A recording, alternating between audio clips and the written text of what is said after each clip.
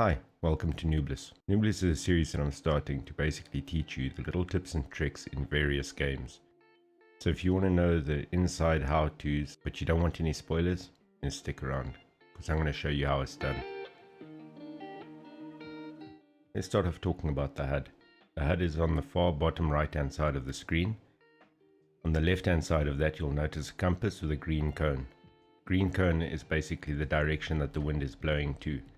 So keep that in mind, because if animals smell you, they will absolutely run. The next big icon on your HUD is a pair of binoculars. The reason it's a pair of binoculars for me is because that's what I've got equipped. So if we change that to my rifle, you'll notice that it now changes to how many bullets I've got in my magazine in green and how many bullets I've got in total. Below that is a green bar. That green bar is your health bar. Below that is your heart rate monitor. The longer that you run, or the longer you hold your breath, your heart rate goes up, and you will not be able to keep a steady aim after that. Next to that is a full circle.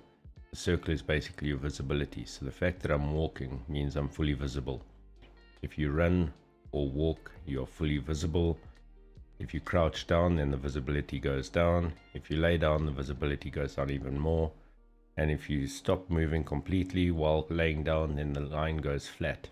If you go into shrubbery, then the line will disappear completely. Next to that, you'll notice a noise meter.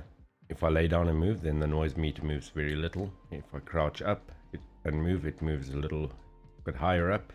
If I stand up and walk, then the noise meter is full. If I start running, then there's a red bar on it. If I start jumping or move through brush, then you'll notice that the noise meter goes up to 2 or 3 at stages. Animals can hear you and they will spook. The other two things on my HUD, you'll notice say R1 with a bit of a curve and 150 meters below that. The R1 is basically my zeroing skill that I've got, and the 150 meters is how many meters I'm zeroed in for. I can change that to 75 meters, can change it to 300 meters or 150 meters. Different weapons have got different zeroing distances. For example, the handgun is 50 meters, 25 meters and 75 meters. Next, let's talk about equipment. Under your lures, you'll have callers, scents and decoys. Don't waste your money on buying scents, they're an absolute waste of time. Under equipment, don't waste your money on clothing, they're an absolute waste of time. Backpacks are handy if you're busy setting up tents and tripods around your map. Other than that, don't waste your time, because the drawback is more than the benefit.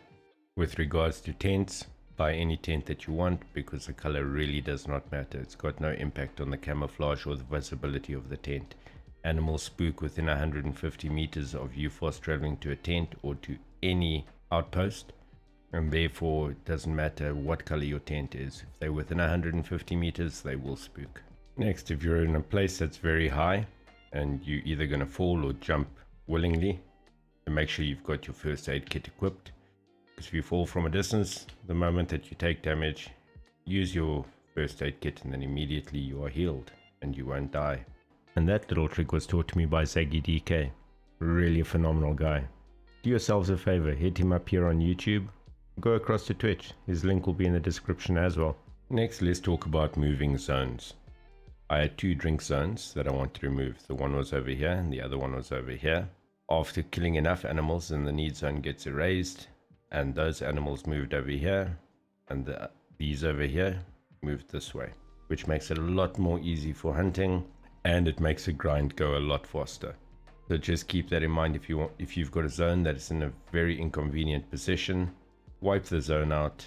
That means shooting 4 animals if you do not have a tripod. If you do have a tripod, it means shooting 16 animals, and then it'll erase the zone. And just to prove it, here my animals are drinking, and on this side there I've got the animals drinking. Very nice level 7 over there. Now let's talk about spotting while we've got that level 7 over there. If I spot the animal, it shows up on my map. If you do not have a spotting scope or a pair of binoculars that actually show you the distance to the animal, then a nice trick is for you to use your cursor, go over the animal, and it'll show you exactly how far the animal is. This one says 159 meters. If I go back, it says 163. So it's very accurate. The other thing with spotting, if I shoot that animal now and I keep it spotted while it runs, then it remains on my mini-map. That was a bad example because the animal's going to float to me now. However, at the end of the day, If your animal runs off and you don't know where it is, you can just put a marker on it and run straight to the marker, and you'll know exactly where the animal died. My red deer's broken. It's lost its track. Got an animal spotted. Hopefully he's not going to run into the water this time.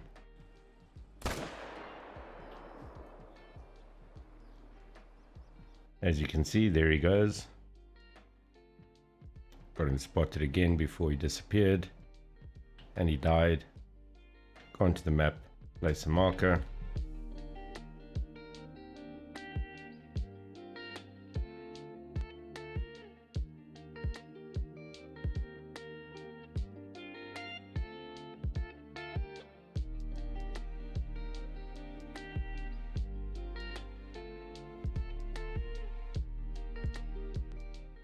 And here he is. So that makes tracking a lot easier. Next, let's talk about skills. One of the skills that I regret buying, but I'm not going to spend 49,000 cash to reset it, is the disturbed vegetation skill. Because with the new patch that came out, red deer, female brown, just pick up a track, and then you've got roe deer orange. You do not need the disturbed vegetation perk at all. One of the questions that I get asked the most is how to level up quickly. Well, one of the things you can do is do the missions, main missions and side missions, depending on if there are side missions. Otherwise, just go to a map that's got a lot of animals, shoot as many of them as you can, and each animal that you kill gives you XP. Also gives you cash, which means you can buy better equipment, better weapons, better bullets, and that means it results in more XP. Those are the two best ways to do it.